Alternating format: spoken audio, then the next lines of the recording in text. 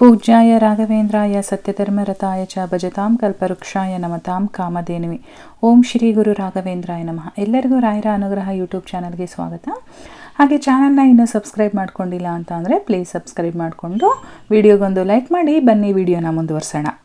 ಇವತ್ತಿನ ವಿಡಿಯೋದಲ್ಲಿ ನನ್ನ ಸಬ್ಸ್ಕ್ರೈಬರ್ ಒಬ್ಬರು ಅವ್ರ ಜೀವನದಲ್ಲಿ ಆದಂಥ ಒಂದು ಪವಾಡನ ಕಮೆಂಟಲ್ಲಿ ನನಗೆ ತಿಳಿಸಿದರು.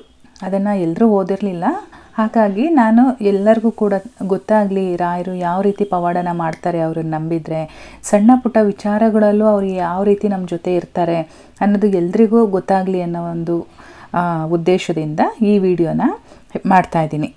ಪ್ರತಿದಿನ ನಾವು ಯಾರ್ಯಾರೆಲ್ಲ ರಾಯರ ಭಕ್ತರಿದ್ದೀವೋ ಪ್ರತಿದಿನ ನಮ್ಮ ಜೀವನದಲ್ಲಿ ಏನಾದರೂ ಒಂದು ಸಣ್ಣ ಪುಟ್ಟದ್ದು ಪವಾಡಗಳಂತೂ ಆಗ್ತಾ ಇರುತ್ತೆ.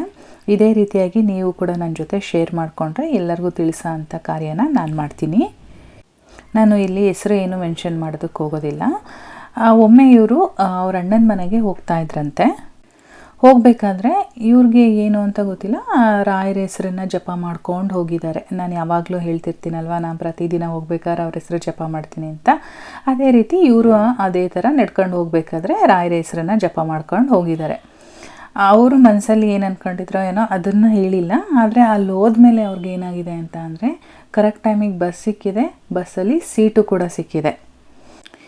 ಈ ಪವಾಡ ನನಗೆ ಪ್ರತಿದಿನ ನಡೆಯುತ್ತೆ. ಯಾಕೆಂದರೆ ನಾನು ಪ್ರತಿದಿನ ನಾನು ಕೆಲಸಕ್ಕೆ ಹೋಗೋದ್ರಿಂದ ಪ್ರತಿದಿನ ನಾನು ಬಸ್ಸಲ್ಲೇ ಅಪ್ ಆ್ಯಂಡ್ ಡೌನ್ ಮಾಡ್ತೀನಿ. ಹಾಗಾಗಿ ಪ್ರತಿದಿನ ನಾನು ಕೂಡ ರಾಯರ ಹೆಸರು ಜಪ ಮಾಡ್ಕೊಂಡು ಹೋಗ್ತೀನಿ. ಯಾವ್ಯಾವತ್ತೆಲ್ಲ ಜಪ ಮಾಡ್ಕೊಂಡು ಹೋಗಿರ್ತೀನಿ ಅವತ್ತೆಲ್ಲ ನನಗೆ ಕರೆಕ್ಟ್ ಟೈಮ್ಗೆ ಬಸ್ ಸಿಗುತ್ತೆ, ಕರೆಕ್ಟ್ ಟೈಮಿಗೆ ರೀಚ್ ಆಗಿರ್ತೀನಿ. ಅದೇ ಥರ ಸೀಟು ಕೂಡ ಸಿಗುತ್ತೆ.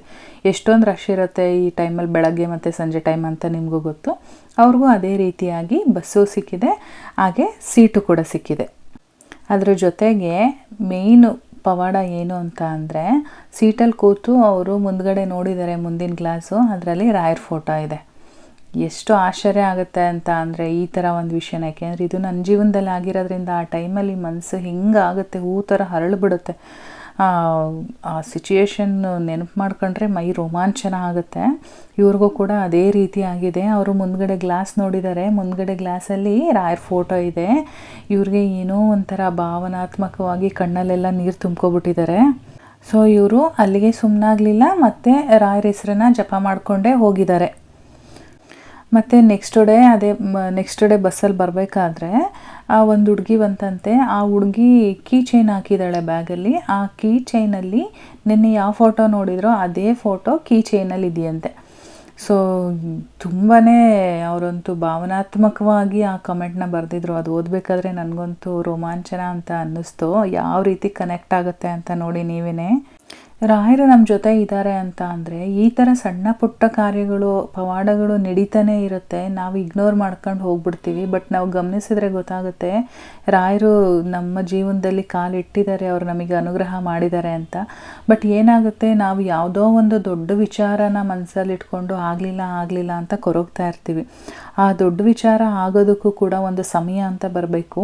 ಆ ಸಮಯ ಬಂದಾಗ ರಾಯರೇ ನಿಂತು ಆ ಪ್ರಾಬ್ಲಮ್ನು ಕೂಡ ಸಾಲ್ವ್ ಮಾಡ್ತಾರೆ. ಇದ್ರ ಜೊತೆಗೆ ನಂದೊಂದು ಹೇಳ್ಬಿಡ್ತೀನಿ. ನಿನ್ನೆ ನಾನು ಊರಿಗೆ ಹೋಗ್ತಾ ಇದ್ದೆ. ಆ್ಯಕ್ಚುಲಿ ನನ್ನ ಮನಸ್ಸಿಗೆ ಎಷ್ಟು ಬೇಜಾರಾಗ್ತಾ ಇತ್ತು ಅಂತ ಅಂದರೆ ಅಲ್ಲಿ ಸಿಚುಯೇಷನ್ ಅಷ್ಟು ಚೆನ್ನಾಗಿಲ್ಲ, ಆದರೂ ಹೋಗ್ತಿದ್ದೆ. ಬಟ್ ರಾಯರ ಹತ್ರ ನಾನು ಕೇಳ್ಕೊಂಡಿದ್ದೊಂದೇ, ಬೆಳಗ್ಗೆ ಎದ್ದು ಡ್ಯೂಟಿಗೆ ಹೊರಟೆ, ಸಂಜೆ ಊರಿಗೆ ಹೋಗಬೇಕಾಗಿತ್ತು. ನಾನು ಹೋಗ್ತಾ ಇದ್ದೀನಿ, ಅಲ್ಲಿ ಏನಾಗುತ್ತೆ ಏನೋ ನಂಗೆ ಗೊತ್ತಿಲ್ಲ, ನನ್ನ ಜೊತೆ ನೀವು ಇರಬೇಕು ಅಷ್ಟೇ ಅಂತೇಳಿ ಕೇಳ್ಕೊಂಡು ನಾನು ಹೊರಟೆ. ಸಂಜೆವರೆಗೂ ಅವ್ರು ನನಗೆ ಯಾವ ರೀತಿ ನಾನು ನಿನ್ನ ಜೊತೆ ಇದ್ದೀನಿ ಅಂತೇಳಿ ತಿಳಿಸ್ಕೊಟ್ಟಿದ್ದಾರೆ ಅಂತ ಅಂದರೆ ಹೆಜ್ಜೆಗೂ ಅವ್ರ ಹೆಸರು ಕಾಣಿಸ್ತಾ ಇತ್ತು. ಹೆಜ್ಜೆಗೂ ಅವರು ಹಸು ರೂಪದಲ್ಲಿ ನನ್ನ ಮುಂದೆ ಬರ್ತಾಯಿದ್ರು. ಅವ್ರ ಫೋಟೋ ಸಿಗ್ತಾಯಿತ್ತು. ನಿಜವಾಗ್ಲೂ ಬ್ಲೆಸ್ಡ್ ಅಂತ ಅಂದ್ಕೊಂಡೆ. ಊರಿಗೆ ಹೋಗಿ ಕೂಡ ನಾನು ಯಾರ ಹಂಗೂ ಇಲ್ದಂಗೆ ನನ್ನ ಕೆಲಸ ನಾನು ಮುಗಿಸ್ಕೊಂಡು ವಾಪಸ್ ಬಂದೆ. ಈ ರೀತಿ ಪ್ರತಿದಿನ ಏನಾದರೂ ಒಂದು ಆಗ್ತಾ ಇರುತ್ತೆ. ಯಾವಾಗಲೂ ನೀವು ರಾಯರ ಜಪ ಮಾಡೋದನ್ನಂತೂ ಬಿಡಬೇಡಿ. ಏನಾದರೂ ಒಂದು ಪವಾಡಗಳು ಮಾಡ್ತಾ ಇರ್ತಾರೆ. ಹಾಗೆ ಯಾವಾಗಲೂ ನಮ್ಮ ಜೊತೆ ನಿಂತು ನಮ್ಮ ಕೈ ಹಿಡಿದು ಒಳ್ಳೆ ದಾರಿಲಿ ನಡೆಸ್ತಾ ಇರ್ತಾರೆ. ನಿಮ್ಮ ಜೀವನದಲ್ಲೂ ಈ ರೀತಿ ಪವಾಡಗಳಾಗಿದ್ದರೆ ಕಮೆಂಟ್ ಸೆಕ್ಷನಲ್ಲಿ ತಿಳಿಸ್ಬೋದು. ನಾನು ಇದೇ ಥರ ವಿಡಿಯೋ ಮಾಡಿ ತಿಳಿಸ್ತೀನಿ. ಹಾಗೆ ಇವತ್ತಿನ ಈ ಟಾಪಿಕ್ ನಿಮಗೆ ಇಷ್ಟ ಆಗಿದ್ದರೆ ದಯವಿಟ್ಟು ಲೈಕ್ ಮಾಡಿ, ಸಬ್ಸ್ಕ್ರೈಬ್ ಮಾಡ್ಕೊಳ್ಳಿ.